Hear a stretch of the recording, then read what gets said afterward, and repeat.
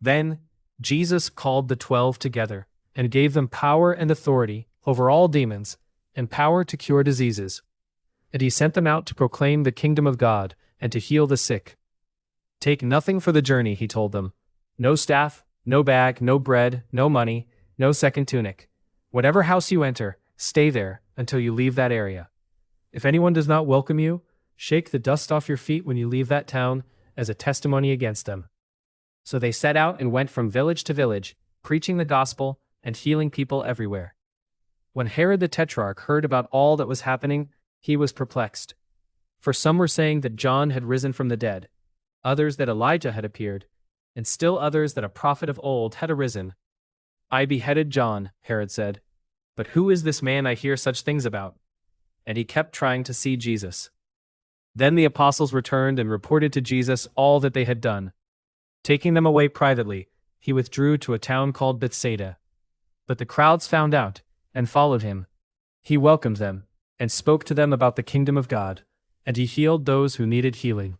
As the day neared its end, the 12 came to Jesus and said, "Dismiss the crowd so they can go to the surrounding villages and countryside for lodging and provisions, for we are in a desolate place here." But Jesus told them, "You give them something to eat." "We have only 5 loaves of bread and 2 fish," they answered, "unless we go and buy food for all these people." There were about 5,000 men. He told his disciples, "Have them sit down in groups of about 50 each." They did so, and everyone was seated. Taking the 5 loaves and the 2 fish and looking up to heaven, Jesus spoke a blessing and broke them. Then he gave them to the disciples to set before the people. They all ate and were satisfied, and the disciples picked up 12 basketfuls of broken pieces that were left over. One day as Jesus was praying in private, and the disciples were with him, he questioned them, "Who do the crowds say I am?" They replied, "Some say John the Baptist, others say Elijah, and still others that a prophet of old has arisen." "But what about you?" Jesus asked. "Who do you say I am?" Jesus strictly warned them not to tell this to anyone. "The Son of Man must suffer many things," he said. "He must be rejected by the elders, chief priests, and scribes, and he must be killed, and on the 3rd day be raised to life." Then Jesus said to all of them, "If anyone wants to come after me, he must deny himself and take up his cross daily and follow me. For whoever wants to save his life will lose it, but whoever loses his life for my sake will save it. What does it profit a man to gain the whole world, yet lose or forfeit his very self?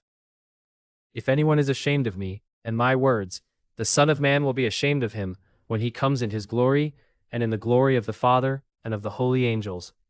But I tell you truly, some who are standing here will not taste death before they see the kingdom of God." About 8 days after Jesus had said these things, he took with him Peter, John, and James, and went up on a mountain to pray. And as he was praying, the appearance of his face changed, and his clothes became radiantly white. Suddenly 2 men, Moses and Elijah, began talking with Jesus. They appeared in glory and spoke about his departure, which he was about to accomplish at Jerusalem.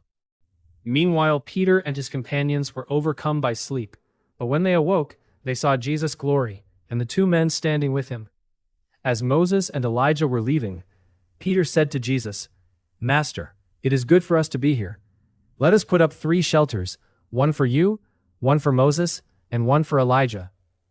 He did not know what he was saying. While Peter was speaking, a cloud appeared and enveloped them, and they were afraid as they entered the cloud. And a voice came from the cloud, saying, "This is my Son, whom I have chosen. Listen to him." After the voice had spoken, only Jesus was present with them. The disciples kept this to themselves, and in those days they did not tell anyone what they had seen. The next day, when they came down from the mountain, Jesus was met by a large crowd. Suddenly, a man in the crowd cried out, "Teacher, I beg you to look at my son, for he is my only child. A spirit keeps seizing him, and he screams abruptly.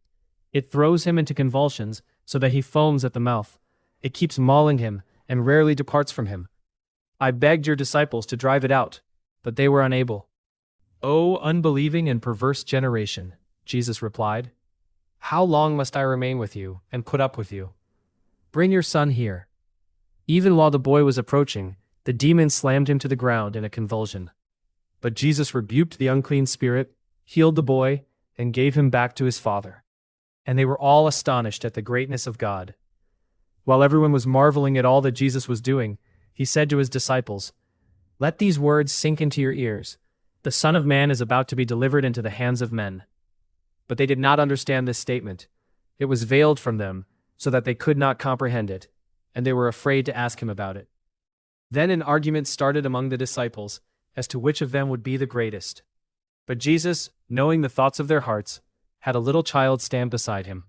And he said to them, "Whoever welcomes this little child in my name welcomes me, and whoever welcomes me welcomes the one who sent me. For whoever is the least among all of you, he is the greatest." "Master," said John, "we saw someone driving out demons in your name, and we tried to stop him, because he doesn't accompany us." "Do not stop him," Jesus replied, "for whoever is not against you is for you." As the day of his ascension approached, Jesus resolutely set out for Jerusalem. He sent messengers on ahead, who went into a village of the Samaritans to make arrangements for him. But the people there refused to welcome him, because he was heading for Jerusalem. When the disciples James and John saw this, they asked, "Lord, do you want us to call down fire from heaven to consume them?" But Jesus turned and rebuked them, and he and his disciples went on to another village. As they were walking along the road, someone said to Jesus, "I will follow you wherever you go." Jesus replied, "Foxes have dens and birds of the air have nests, but the Son of Man has no place to lay his head." Then he said to another man, "Follow me." The man replied, "Lord, first let me go and bury my father." But Jesus told him, "Let the dead bury their own dead. You, however, go and proclaim the kingdom of God." Still another said, "I will follow you, Lord, but first let me bid farewell to my family." Then Jesus declared, "No one who puts his hand to the plow and then looks back is fit for the kingdom of God."